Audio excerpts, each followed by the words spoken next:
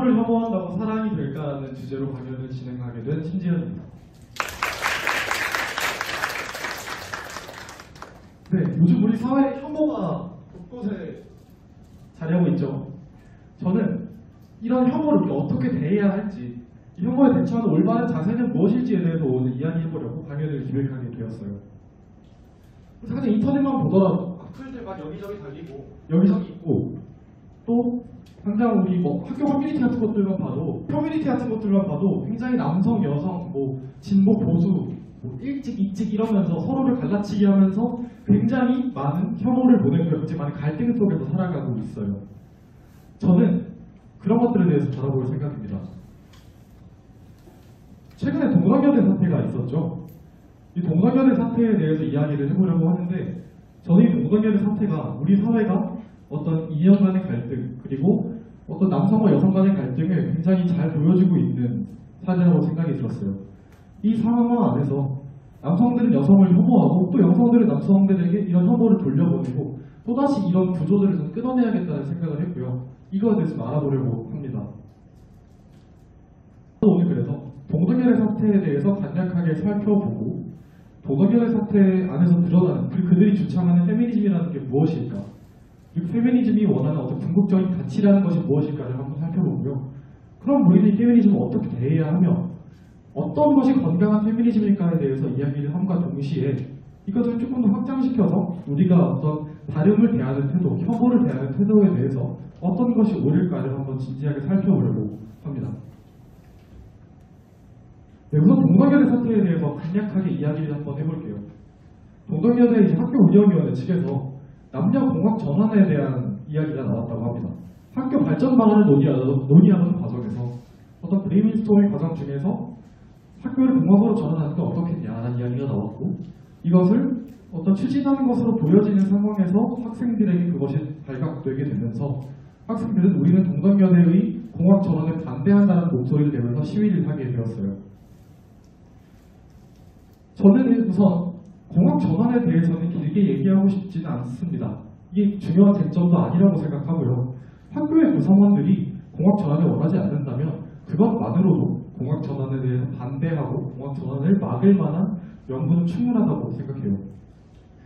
한 사회의 구성원이고 학생들이라면 어떤 부당하고 불합리해 보이는 처사에 대해서 들고 일어나고 대항하고 정치적으로 목소리를 내는 행위가 굉장히 저는 건강하다고 생각합니다. 작년 저 같은 경우에도 1학기였죠. 건국대학교에서 무전공제 도입 관련 논의가 있었을 때 저 또한 시위에 매우 적극적으로 참여한 사람 중 한 명이었어요. 그러나 이것과는 조금 별개로 지금 동성연애 학생들의 어떤 시위 방식에 대해서 꽤나 많은 비판이 있습니다. 학교에 라카치를 하면서 기물을 파손시키며 경제적인 손해를 입혔다는 점, 그리고 수업 거부, 그리고 시위를 하는 과정에서 총학생회가 이것을 진행하기 이전에 학생들의 의견 수렴을 전부 거치지 않았다는 점에서 이건 인정이지 못하다라는 비판도 있고요. 또 학교에 취업 박람회에 들어와 있는 기업들이 어떤 기물들을 수거하는 것을 방해하면서 그 기업들에게도 경제적인 피해를 입혔다는 것과, 그렇게 되면 당연히 기업들이 동성연애를 좋은 시선으로 바라보기는 어렵겠죠.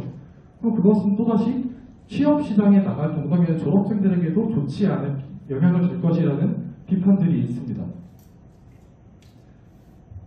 그거에 대해서 굉장히 많은 비판들이 있는데, 사실 저는 이거는 조금 분리해야 될 문제라고 봐요. 사실 이거에 대한 비판이 그들의 사상에 대한 비난으로 이어지고 있거든요. 너네 모여서 뭐 하는 거냐라고 말하기도 하고요. 페미니즘 원래 다 그렇게 폭력적인 거냐라고 말을 하기도 합니다. 전 이건 좀 분리되어야 될 문제라고 생각해요. 동성연애 학생들의 시위 방식의 문제는 오히려 학생 자치에서 비롯된 문제라고 생각합니다. 과거에는 시위 상황에서 어떻게 대처해야 한다는 명확한 매뉴얼들이 제대로 내려왔다고 해요. 그런데 코로나를 겪으면서 그런 것들의 교류가 조금 약해지게 되었고, 어쩌면 학생들이 시위에 대응할 만한 명확한 매뉴얼을 가지지 않은 상태에서 일어난 일이라고 하면 그것도 이해해볼 만한 문제이지 않을까라는 생각이 드는 겁니다. 사실 우리가 사회생활을 오래 한 사람들도 아니고 어떤 법적인 것, 이런 것들에 대한 이해가 충분하지 않은 상태라고 하면 그들의 이런 다소 생각이 짧았다라고도 사람들이 말하는 이런 행동들도 그냥 그럴만하지 않나, 그럴 수 있지 않았을까라는 생각을 저는 해보곤 합니다. 그러면 지금 동성연애 사태에서 진짜 문제점은 뭐냐라는 거죠. 사실 이건 동성연애 학생들의 문제라는 게 아니고요. 동성애자의 사태에서 진짜 드러나는 문제점은 지금 이들이 남성과 여성의 젠더 갈등을 촉발시켰다는 점이에요. 그리고 젠더 갈등의 양상이 매우 건강하진 않다는 게 제 생각입니다. 동성애자 시위대가 지금 걸고 있는 표어가 어떤 건지 아시나요, 혹시? 네, 소멸할지언정 개방하지 않는다라는 표어를 내세우고 있고요. 이들은 이렇게 남성들을 차별 혹은 혐오의 주체로 보면서 잠재적 어떤 위협으로 인식하고 있고요. 이 상황에서 여대는 남성과 여성을 분리시키고 여성들만의 담론의 장을 만들어야 한다는 여대의 설립 목적을 계속해서 이야기하고 있습니다. 하지만 저는 여대의 존립 목적과 그 가치는 사실 여성도 교육을 시켜야 한다, 여성에 대한 어떤 차별을 완화시켜야 한다 해서 온다고 생각하지, 남성과 여성을 분리시켜서 여성을 물리적으로 보호한다가 저는 목적이라고 생각하지는 않습니다. 덧붙여서 어떤 건전한 여성 리더를 양산해내는 교육해내기 위해서는 남성과 여성이 끊임없이 상호 교류를 하면서 여성들도 사회에 나가서 그들의 목소리를 낼 수 있고 그들이 어떤 논의에 활발하게 참여할 수 있게끔 돕는 것이 여대의 목적이라고 생각해요. 물론 저는 이렇게 생각했는데 그 주변에 있는 여자 친구들의 이야기를 들어보니까 어떤 남성과 여성을 분리시키려고 하는 것에 대해서도 어쩌면 그런 가치가 있을 수도 있겠다는 생각이 들었습니다. 어떤 친구들은 실제로 남성들과 학교에 같이 다니는 것보다 여성들만 있는 학교에 다니는 것 실제로 내 어떤 신변이나 신체적인 위협으로부터 좀 더 안전하겠다는 생각이 들어서 여대에만 지원을 한 친구도 있었고요. 그런 이유들로도 여대를 지원하기도 하더라고요. 남자로 살면 이런 생각을 못 해봤을 거라고 생각해요. 근데 이런 위협에 대한 보호작용으로서도 여대는 생각보다 가치 있는 곳일 수 있다고 생각을 하게 되었습니다. 일단 여기서 이제 좀 더 나아가 볼게요. 그렇다면 지금 동성여대 이 시위대 이 여학생들이 궁극적으로 추구하는 게 뭘까? 그들은 어떤 사상에 입각해서 움직이고 있을까에 대해서 이야기를 해보려고 합니다. 일단 그게 페미니즘이라는 거에서 다들 동의를 하실 거예요. 그리고 지금 그들이 사상의 기반으로 두고 있는 페미니즘은 이제 급진적 페미니즘, 즉 레디컬한 페미니즘이라고 생각하시면 됩니다. 이거에 대해서 뒤에서 조금 더 자세하게 설명을 해볼게요. 그럼 이제 저는 페미니즘이 뭐냐에 대해서 한번 이야기를 해보려고 해요. 페미니즘이나 여성에게 가해지는 어떤 정치, 사회, 경제, 문화적 차별을 없애자라고 말하는 여성 해방 운동이라고 생각하면 됩니다. 이 운동이 굉장히 다양한 방식으로 일어나고 있고요. 이 운동의 방식에 따라서 페미니즘이 다르게 분류되기도 하고 다른 성격을 띠기도 합니다. 가장 큰 네 가지 분류는 자유주의적 페미니즘, 그리고 막스주의적 페미니즘, 에코, 생태학적 페미니즘과 제가 아까 말했던 급진적 페미니즘이라고 생각하시면 될 것 같아요. 이 네 가지에 대해서 간략하게 한번 설명을 해볼게요. 자유주의적 페미니즘이란 이런 겁니다. 여성에게 있어서 어떤 제도적, 법적 차별이 완화되고 사라진다면 여성들에게도 어떤 공평한 기회가 주어질 것이고 그렇게 되면 여성에 대한 성차별이 사라질 것이다라고 주장했던 집단이고요. 사실 페미니즘의 시작이라고 보시면 될 것 같아요. 이 운동을 통해서 여성들은 참정권, 노동권, 소유권, 재산권 이런 것들을 주장할 수 있게 되었고요. 많은 것들을 이뤄냈다고 생각합니다. 하지만 그럼에도 여전히 차별이 존재하죠. 이거에 대해서 일단 또 얘기해 볼게요. 다음은 막스주의적 페미니즘입니다. 이 막스주의적 페미니즘은요, 어떤 자본주의적 구조, 자본주의적 체제가 여성이 자유롭게 생활동하는 것을 막는다라고 말하는 페미니즘이고요. 그래서 이런 자본주의적 구조를 전복시켜야 한다라고 말하는 집단입니다. 다음은 에코, 생태학적 페미니즘인데요. 이건 앞에 것들보다 조금 비교적 최근에 대두되기 시작한 페미니즘입니다. 앞에 두 페미니즘은 사실 여성과 남성은 생물학적으로 큰 차이가 없다, 사회가 강요하는 구조다라고 말을 하는데 에코 페미니즘 의견이 약간 달라요. 이들은 남성성과 여성성이라는 게 실제로 있다. 남성은 조금 더 이성적이고 조금 더 결단력을 과감한 성격이라고 하면 여성성이라는 것은 공감적이고 이해를 잘하고 좀 더 부드러운 성격을 지닌 존재다라고 말하는 게 에코 페미니즘이고요. 이들의 주장은 그렇다면 뭐냐라는 거죠. 지금까지는 남성성이 입각한 어떤 이성적 판단, 이성적 사고에 입각해서 세계가 불러왔습니다. 그렇게 발전은 이뤄내 왔고요. 그런데 지금 지구가 너무 소화되어 있다는 거예요. 그렇다면 지금 이 시대에 필요한 어떤 주체성은 무엇일까? 지금 이 시대를 주도해야 될 것은 무엇일까라고 생각해 봤을 때 에코페미니즘은 공감적이고 이해적이고 좀 더 부드럽게 사회를 이끌어 나갈 수 있는 여성성이 기득권으로서 역할해야 한다는 것이 그들의 주장입니다. 인류의 번영과 인류의 보존 그리고 어떤 지구의 생태계를 하나의 보호의 주체로 본다면 지금 여성성이 대두되어야 할 때라는 거죠. 다음 급진적 페미니즘입니다. 이게 제가 오늘 자세히 이야기할 건데요. 급진적 페미니즘은, 레디컬 페미니즘은 아까 말했던 그 자유주의적 페미니즘의 한계로부터 비롯된 사상이라고 생각하시면 될 것 같아요. 정정할게요. 사상이라기보다는 태초는 여기가 사회운동에서 시작한 거고요. 어쩌면 리액션이라고 보는 것도 맞을 수도 있을 것 같습니다. 사상으로 자리 잡고 있다고 생각을 합니다. 네. 그래서 자유주의적 페미니즘에서 실제로 어떤 제도적인 평등은 이루어냈어요. 실제로 제도상으로 봤을 때 남성과 여성 동등하게 대우받고 있다는 겁니다. 지금. 그렇게 해서 여성들이 운동을 해서 특별권도 갖게 되었고 재산을 소유할 수도 있게 되었고요. 그렇게 많은 부분에서 평등을 이뤄냈어요. 근데 그렇게 했는데도 여전히 왜 차별이 있지? 라는 질문에서부터 시작한 것이 이 급진적 페미니즘이라고 생각하시면 될 것 같아요. 그리고 이들이 말하는 이런 구조의 문제는 어디로부터 비롯되느냐? 남성 중심의 사회 질서라는 겁니다. 가부장제라는 거고요. 그래서 이런 가부장제를 전복시키고자 하는 것이 이 레디컬 페미니즘의 가장 큰 주장입니다. 기울어진 운동장을 없애기 위해서 이들은 어떤 적극적 우대 조치를 취하는 것을 주창하기도 하고요. 그리고 한국의 페미니즘이 사실 이 급진적 페미니즘의 모습과 굉장히 맞닿아 있다고 생각하면 될 것 같아요. 가장 맥을 같이하는 사상이고요. 한국에 왜 급진적 페미니즘이 들어왔는가에 대해서 궁금해하실 수도 있을 것 같은데 일단 시대적 배경을 한번 살펴볼게요. 한국에 페미니즘이 들어왔던 건 이제 20세기 초중반부터 선교사를 통해서 들어오기 시작했고요. 그리고 한국에서는 페미니즘이라는 것이 담론의 장에 들어와서 논의되기 시작했던 건 1970년대, 80년대 사이 이쯤의 그 페미니즘의 시작이라고 보시면 돼요. 그런데 자유주의적 페미니즘은 이미 그때 해외에서 그 한계를 보였던 사상이고요. 막스주의적 페미니즘은 그 당시 우리나라 정서가 어땠죠? 반공의 정서가 굉장히 강했을 때입니다. 우리나라는 그때 이제 군사 정권이 집권하고 있었고 그러면서 계속해서 사회주의나 공산주의 같은 거에 대해서 굉장히 반감을 갖고 있는 상황이었기 때문에 이 막스주의적 페미니즘은 한국에 들어오지 못했어요. 그리고 에코페미니즘이라는 건 사실 최근에 들어가기 시작한 사상이기 때문에 그렇기 때문에 한국에 들어오는 급진적 페미니즘이 그런 절차를 통해서 한국에 들어오게 되었다고 생각하시면 됩니다.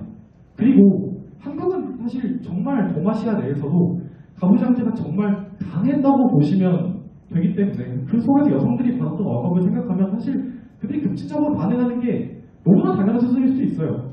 한국의 가부장제는 사실 정말 어떤 나라보다도 강했을 거라고 저는 생각합니다. 그래서 지금 한국이 보이는 어떤 페미니즘은 급진적 페미니즘인데요. 지금 아까 말씀드렸던 동성연대에서 말한 그 분리, 남성과 여성을 분리시켜야 한다라고 말한 그 분리주의 페미니즘 또한 급진적 페미니즘의 하위 분파이고요. 그리고 또 이들은 조금 과격한 방식으로 아까 보여준다고 말씀드렸죠. 지금까지 대화를 통해서 어쨌든 우리가 이렇게 성숙한 방식으로 권리를 주장해 왔는데 이게 안 되네. 그러니까 우리는 이렇게라도 보여줘야겠다라고 보인 태도를 생각하면 사실 그들의 과격함이 설명되지 않는다고 생각하지 않습니다. 저는 그런데 이 급진주의 페미니즘에 조금의 문제가 있다고 생각해요. 일단 이 급진주의 페미니즘에 대해서 그들이 발생해야만 했던 그런 상황들에 대해서는 너무 공감하고요. 문제가 있었던 사실에 대해서도 공감합니다. 그런데 이들의 효용에 대해서 한번 의심을 가져보려고 해요. 급진적 페미니즘 아까 말씀드렸던 것처럼 여성의 인권만을 이야기합니다. 여성이 남성의 이런 기득권을 전복시키고 우리가 그 자리에 가야 한다라고 말을 하죠. 그런데 저는 페미니즘이 여성들만의 것이 아니라고 생각하거든요. 어떤 거냐면 여성들에게 너 다소곳하게 행동해, 너 조신하게 행동해라고 말하는 어떤 남성이 있다고 생각해 봅시다. 과연 그 남성 혹은 사회가 남성들에게는 그런 것들을 강요하지 않을까요? 남성들은 그것들로부터 자유로울까요? 여성들에게 어떤 여성스러움을 강요하는 사회는 남성들에게도 동시에 그와 반대는 어떤 마초적인 남성성을 강요하고 있을 수도 있다는 겁니다. 남성들 또한 이 페미니즘이라는 것이 여성들만의 것이 아니라는 거에 공감을 할 수 있어야 하고 우리 또한 이 논의에 적극적으로 참여할 수 있어야 한다는 거고요. 또한 이 페미니즘을 주창하는 여성 쪽에서도 내가 말하는 페미니즘은 여성들만의 인권을 위한 것이 아니라 이런 성 억압을 없애는 것이 목적이다라는 것을 한 번쯤 더 고민해볼 필요가 있다는 얘기를 하는 거예요. 사실 이런 페미니즘이라는 것이 여성만의 인권을 생각하고 나머지 남성들의 이권을 고려하지 않고 운동을 전개한다면 사실 이 순간부터 그건 보편적인 인권을 얻어내고자 하는 투쟁이 아니라 어떤 이익 집단의 자신들의 이익을 위해 싸워내는 과정이라고도 보일 수도 있다는 거죠. 그 점을 간과하면 이 급진주의 페미니즘은 사실 지구의 절반이나 되는 어떤 남성들의 공감을 얻어내기도 굉장히 어려울 겁니다. 네, 여기까지 이제 지금 페미니즘에 대해서 이야기를 해봤어요. 그리고 하나 더. 급진주의 페미니즘이 비판받는 지점이 하나 더 있습니다. 어떤 거냐면요. 이들은 남성과 여성을 분리하고 여성의 어떤 인권 증진을 위해서 이야기를 하죠. 그리고 남성과 여성은 사실 생물학적으로 보면 큰 차이가 없다라고도 말을 합니다. 그런데 그런 섹스에 대한 논의에서 벗어나서 사회가 우리에게 가면 어떤 젠더적인 측면, 성역할적인 측면 때문에 우리가 억압받고 있다고 말을 해요. 그런데 그렇다면 여성은 어디까지일까요? 트랜스젠더는 여성일까요? 아닐까요? 이들은 이 논의에서 조금 보수적인 태도를 취하기도 합니다. 모두가 그렇다는 건 아니고요. 한국의 경우 과거 숙명여대에 트랜스젠더가 입학한다는 이야기가 나왔을 때 숙명여대 학생들은 이것에 대해서 굉장히 규탄하기도 했고요. 한국의 페미니즘 집단은 이거에 대해서 굉장히 불편한 태도를 붙였고 결국 그 트랜스젠더 학생은 학교 입학을 취소하고 재수를 결정하게 되기도 했습니다. 지금 이들은 남성과 여성의 어떤 성역할 관계없이 여성성이라는 것을 억압받는 그걸 문제로 삼고 있다고 하면 그 학생이 트랜스젠더라고 해도 여성성으로 억압받고 있다는 것을 그래서 받아들이는 걸 문제 삼는 순간 그들의 논리에 조금의 문제가 생긴다는 거죠. 네, 이렇게 조금 중요한 지점들을 간과하고 있지 않나라는 생각이 들었습니다. 물론 페미니즘이 이런 태도를 취할 수밖에 없었던 건 분명히 이들에게 가해진 어떤 억압이라는 건 지금 이 순간도 잊어서는 안 됩니다. 이들이 이렇게까지 급진적으로 나올 수밖에 없었던 이유도 분명히 존재하는 사실을 아셔야 되고요. 저는 뭐 이상적인 일을 하고 있는 중인 거예요. 다 그럴 수 있으면 너무 좋겠죠. 근데 사실 여성은 아직도 우리 사회에서 분명히 많은 차별과 억압을 겪고 살아가고 있다는 사실에 대해서 한 번쯤 인지를 하는 것이 중요하다고 생각해요. 그렇다면 지금 한국에 건강한 페미니즘이 자리 잡고 있지 못한 이유는 무엇일까에 대해서 이야기해보려고 합니다. 이런저런 생각이 많이 드실 거예요. 왜일까? 왜 문제일까? 남자 입장에서는 쟤네가 과격하게 나오니까 문제지 이라고 말씀하실 수도 있고요. 어떤 진정한 여성분들 입장에서는 야 우리가 이렇게 하는데도 니네 말 안 듣잖아. 너네가 우리한테 이거 억압을 가하니까 우리가 이렇게까지 하는 거지라고 말할 수도 있어요. 저는 이 과정에는 사실 조금 더 구조적인 문제가 있다고 생각을 합니다. 바로 어떤 인지적 차이에서 오는 문제라고 생각하는데요. 우리가 이 현 상황을 바라볼 때 가지고 있는 생각의 차이가 있기 때문에 같은 상황에 대해서 논하고 있어도 이것에 조금 다른 말을 할 수밖에 없다는 거예요. 한번 그래프를 볼게요. 정규분포표입니다. 확통하신 분들은 한 번씩 다 보셨을 겁니다. 이과이신 분들은 보셨을지는 잘 모르겠네요. 한 번쯤 보시지 않았을까 생각을 해봤는데 저는 이 구조를 이제 가장 오른쪽에 있는 여러분들 입장에서 왼쪽이네요. 왼쪽에 있는 이 쪽을 조금 급진적인 가장 레디컬한 페미니즘을 주창하는 쪽이라고 가정을 해볼게요. 그리고 반대쪽에 있는 이 오른쪽에 있는 집단은 이것에 또 대항해서 이들에게 혐오를 내비치는 어떤 강성한 남성 안티페미니즘적인 집단이라고 생각을 해보겠습니다. 우리는 이 둘의 싸움을 계속 지켜보고 있어요. 그런데 우리가 또 의견을 펼치기 위해서는 보통 이 담론이 어떻게 이루어지고 있는가를 파악하죠. 우리는 여론이 어떻게 이어지는지를 보고 지금 어떤 정보가 뭐가 문제인지를 살펴보게 됩니다. 그런데 우리가 보통 그럼 어디에서 많이 얻죠? 인터넷, 커뮤니티 같은 곳에서 보통 우리는 그런 정보들을 쉽게 얻습니다. 또 언론에서 많이 얻기도 하고요. 그런데 언론이나 커뮤니티나 어떤 인터넷 같은 것들을 보면 사실 이쪽의 의견이 잘 다뤄지지 않아요. 보통 인터넷에서 소비되고 재생산되는 내용들은 보통 어떤 급진적인 내용들, 급진적인 입장들 그래서 아주 레디컬하거나 혹은 그것에 반대하는 아주 레디컬한 쪽의 입장을 듣게 됩니다. 그것들 일단 이런 쪽에 있는 사람들이 인터넷에다가 인터넷 혹은 어떤 곳에 자기 생각을 많이 표출하기도 하고요. 인터넷이라는 곳은 어쨌든 우리가 정보를 소비하는 공간이기 때문에 보통 이렇게 급진적이고 좀 특질적인 생각들이 인터넷에서 많이 소비됩니다.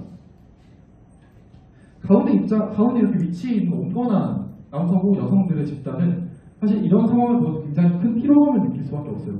다들 왜 이렇게 싸우고 있지? 그 남자 여자 다 이러고 싸우나? 나 이런 말 괜히 하면 큰일 나겠다. 괜히 이런 말 꺼냈다가 진짜 매장하겠다 이런 생각을 하게 될 수밖에 없다는 겁니다. 사실 근데 보시면 숫자 굉장히 적어요. 우리 그냥 지내는 거 생각해봤을 때 사실 얘가 남자라서 나도 혐오해 이러지 않고요. 여자라고 해서 나 여자 혐오해 이러지 않습니다. 어쩌면 온건하고 조금 더 건강하고 조금 더 뭐랄까 과격하지 않은 생각을 가진 사람들이 굉장히 많다는 거예요. 그런데 중요한 건 우리끼리의 대화가 되지 않는다는 거예요. 이런 사람들끼리의 대화가 되지 않는다는 거예요. 또 큰 문제는 뭐냐면 여성 입장에서 남성 입고도 좀 중요하지 않을까요? 라는 목소리를 냈다고 생각해봅시다. 이건 페미니즘을 욕하는 것도 아니고요. 남성의 입장을 무조건 듣는 것도 아니에요. 페미니즘이라는 것이 조금 남성들과 함께 움직여야 되는 게 아닐까요? 라는 이야기를 하면 이쪽에서 공격을 합니다. 너 남자 편 들어. 너 뭐야? 라는 식으로 이들을 억압하고요. 반대로 똑같아요. 남자 입장에서도 제가 남자라서 잘 알거든요. 남자 입장에서 페미니즘에 대해서 지지적인 발언을 하면요. 몇몇 남성들은 너 남편이야? 너 연애하고 싶어서 그래? 이런 식으로 비난하고 조롱하기도 합니다. 이렇게 계속해서 목소리를 내는 일이 굉장히 필요해져요. 내가 어떤 목소리를 내면 한쪽의 급진적 입장으로부터 공격받는 게 너무나 자연스러우게 돼버리면서 어쩌면 오히려 목소리를 더 많이 갖고 있을, 오히려 더 많은 수를 차지하고 있을 이런 온건한 생각을 갖고 있는 사람들은 의견을 개진하기가 더욱이 어려워집니다. 네, 이런 상황인 거예요. 힘들죠. 뭔 얘기를 할 수가 없어요.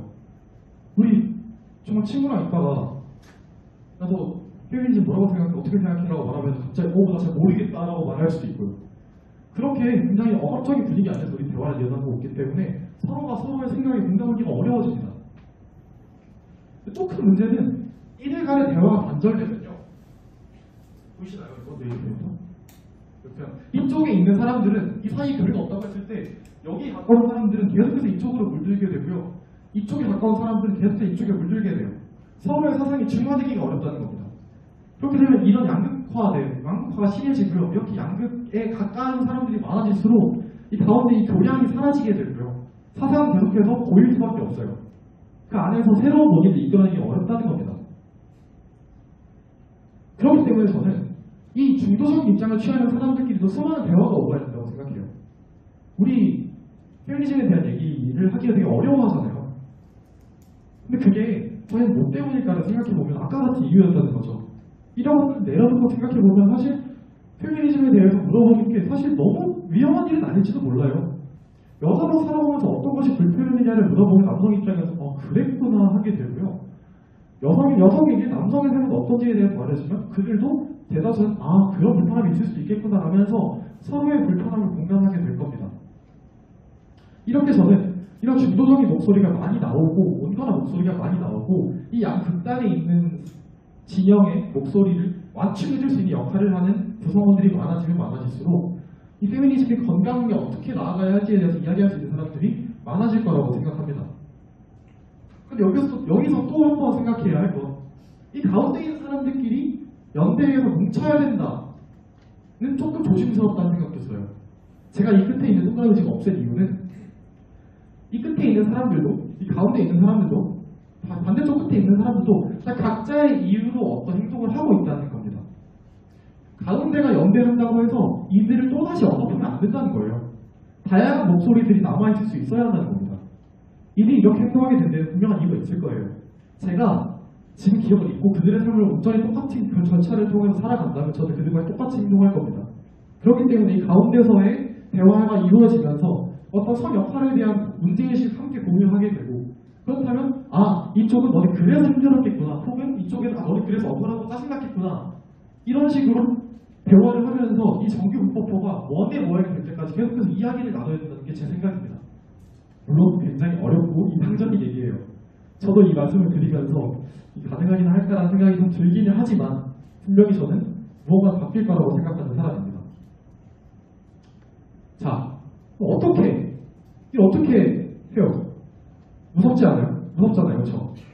이런 얘기를 했을 때 내가 혹시나 페미니스트로 보이지 않을까?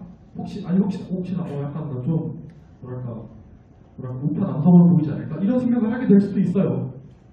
그렇기 때문에 대화가 어렵다는 거고요. 이걸 어떻게 해결해야 될까라는 거에 대해서 저는 대화 그리고 이해 그리고 대화가 필요하다고 생각합니다.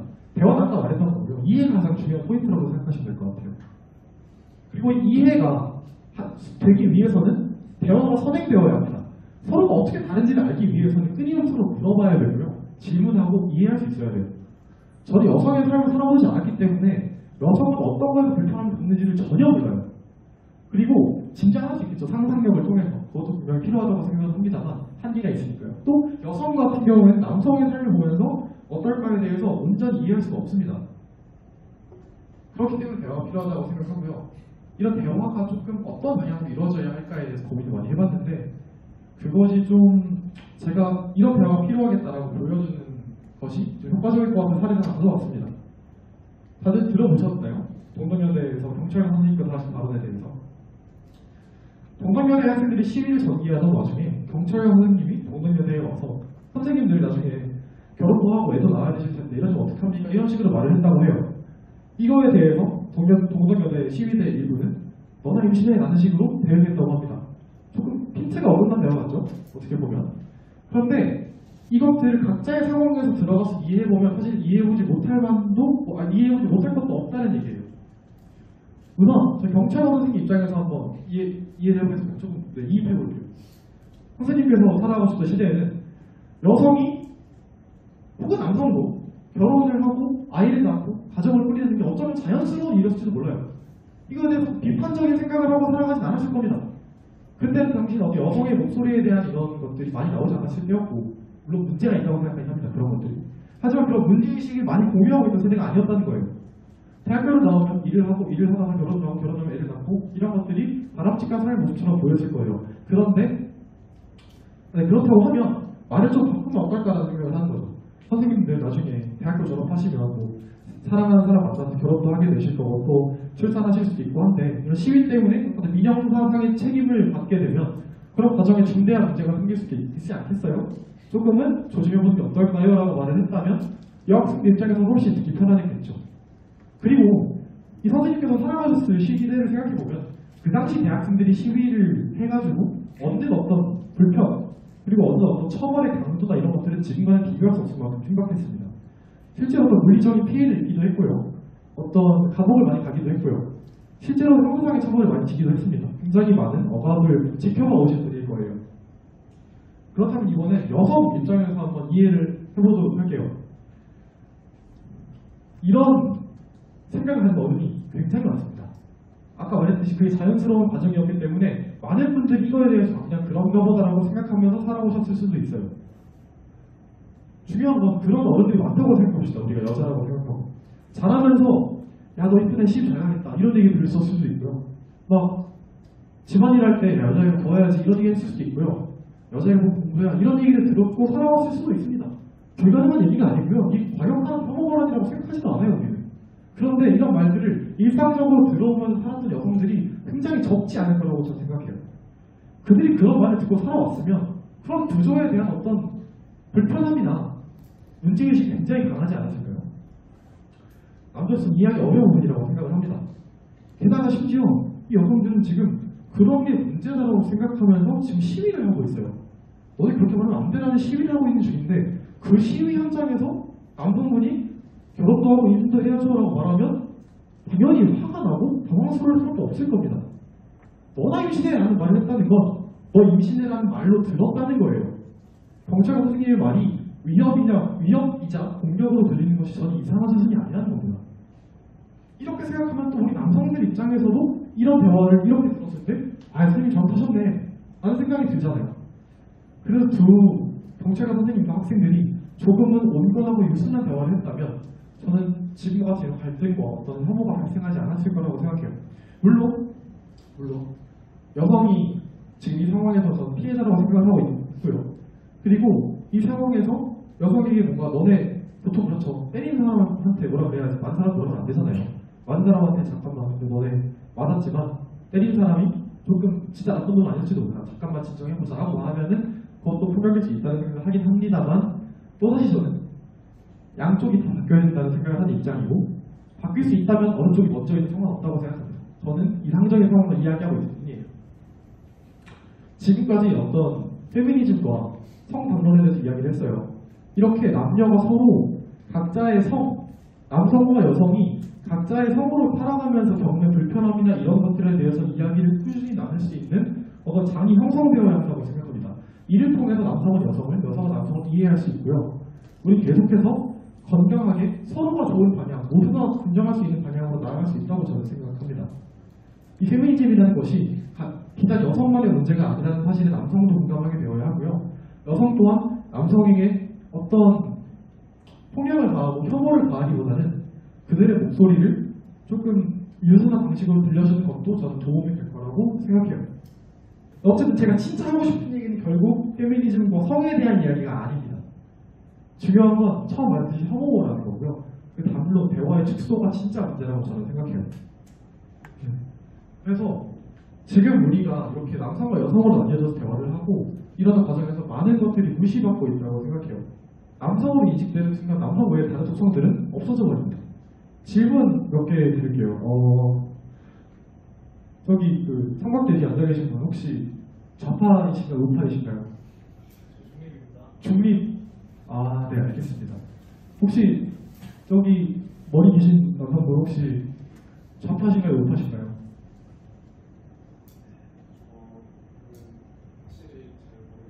아, 모르시. 진짜요? 쉽지 않은데요? 제가 이동한 그때 안 나오고 있는데 혹시 혹시 저 좌파이신가요? 우파이신가요? 네. 발언을 해야 될지 모르겠는데 저는 좌파입니다. 좌파십니까? 우파라고 해볼게요, 제가. 네. 더 이상 이 생략은. 제가 우파라고 해보겠습니다. 우리는 이렇게 사실 정치 얘기하고 조심스러워 하는데, 머릿속에 약간 좌파일까 우파일까 이런 생각하면서 살아가요. 근데 중요한 건 지금 좌파라고 하시잖아요. 그러면 사실, 전 머릿속에 딱 대화가 끝나요, 만약에.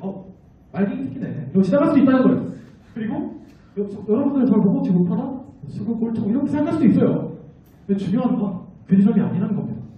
제가 우파를 지지하고 있음에도 저는 교육적인 면에서는 굉장히 진보적인 태도를 취할 수도 있고요.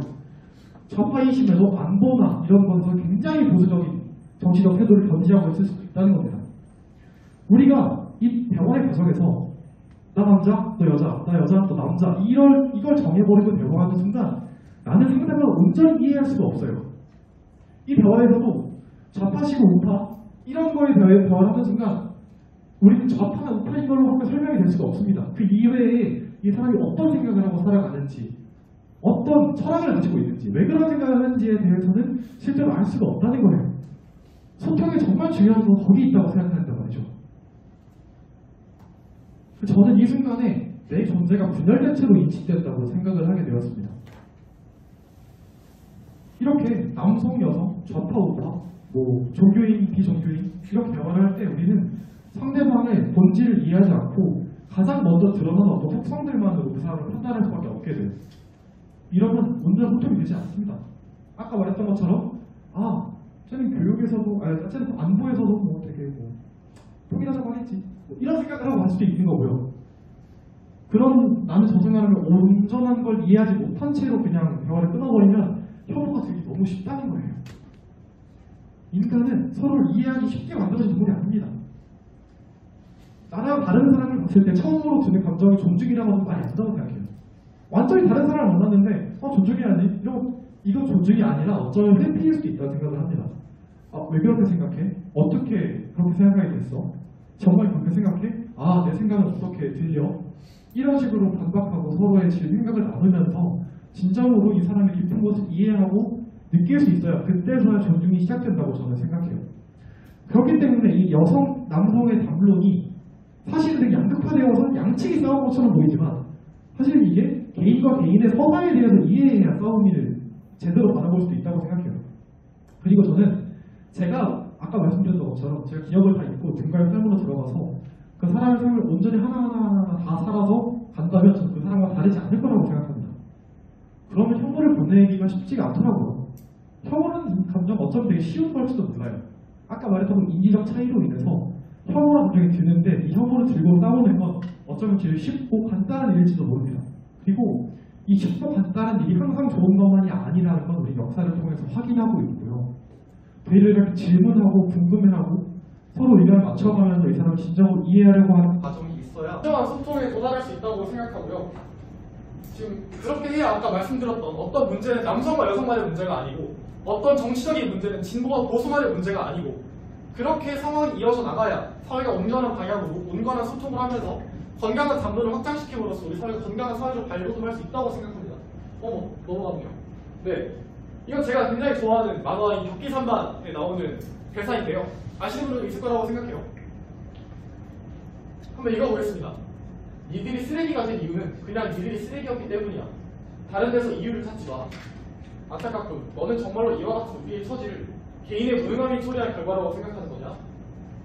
타인이 내가 너의 아픔을 완벽히 이해할 수 있다면 그게 더 이상한 일이겠지. 다만 세상이 아무리 너의 이상을 저버렸다 해도 인간을 이해하려는 시도를 멈춰서는 안 돼. 그건 곧 자신을 이해하는 일이니까. 인격이란 어떤 처지가 만들어낸 결핍일 뿐이야. 적대하는 혐오만 남는다. 오랜 시간 생각해왔어. 경험이 사고를, 욕망이 성격을 결정한다면 과연 우리가 할 수 있는 것은 무엇일지. 자의로 생각을 멈추는 게 불가능하듯 우리는 욕구를 선택할 수 없어. 다만 선택 여지가 있다면 환경을 바꾸는 것. 네, 세상은 우리에게 이상적으로 다가오지 않아요. 세상은 다 다른 모습으로 살아가고 우리는 다른 삶을 살아왔기 때문에 서로를 이해하는 게 굉장히 어려운 일인 것은 사실입니다. 하지만 그렇다고 해서 그들을 이해하는 게 멈추는 순간 우리는 계속 나와 멀어질 수밖에 없어요. 이 사람은, 우린 인간은 타인을 통해 자의 인식을 하게 될 수밖에 없습니다. 이 사람은 진보라고 인식하는 순간 나는 날 보수로밖에 볼 수가 없어요. 난 진보인가 보수인가에 대한 질문에 대한 답으로 나를 내세우는 거예요. 이 사람이 좌파인가 우파인가라는 생각을 하면, 좌파라고 하면 저는 머릿속에서 그럼 난 좌파인가 우파인가라는 질문을 나에게 똑같이 던지게 되고요. 나는 나를 그 한계에서밖에 이해할 수가 없습니다. 사실 세상을 이해하려고 노력하는 건 나를 이해하려고 노력하는 것과는 다르지 않아요. 세상에 다양한 질문을 던질수록 나는 다양한 방식으로 이해됩니다. 계속해서 세상의 질문을 던지고 반박하고 그것에 대해서 다시금 가까워지는 과정이 있어야 나는 나와 진실로 가까워지고 나를 진정으로 이해할 수 있다고 저는 생각해요. 혐오에 대한 이야기가 시작했지만 결국에 제가 이야기하고자 하는 건 우리는 타인을 인식할 때 그 사람의 성질, 어떤 성격, 특성, 정치적 이념, 종교인인가 비종교인인가 이런 특징적인 것들로부터 벗어나서 개인을 존재로서 이해하기 위해서 끊임없이 그것들을 깎아내야 된다는 거예요. 그때서야 우리는 진정으로 대화를 이어나갈 수가 있고 그런 진정한 존중이 사회에 많이 깔려야 우리 사회는 서로에게 존중적인 태도를 취할 수 있게 될 겁니다. 혐오를 혐오하면 남는 것은 더 큰 혐오라고 저는 생각합니다. 물론 모든 혐오에 이유가 있어요. 우리 그 혐오를 또다시 혐오해서는 안 됩니다. 혐오를 혐오한다고 해서 그 혐오도 혐오하면 안 된다는 거, 이 고리를 끊어내야 한다는 거고요. 그 고리를 끊어내기 위해서 가장 필요한 건 제가 아까도 말씀드렸듯이 소통이라는 겁니다. 혐오를 이해하고 수용하고 받아들이고 그것들을 사랑할 수 있어야 그제서야 정말 소통과 화합이 남는 거고요. 우리 사회는 이제 혐오를 조금 멈추고 적어도 개인의 측면에서 사람과 사람이 대화하면서 이런 담론을 잘 확장시켜 나가면서 사회가 전반적으로 혐오로부터 조금 멀어질 수 있게끔 하기를 바랍니다. 감사합니다. 대화하면서 봅시다. 네, 감사합니다.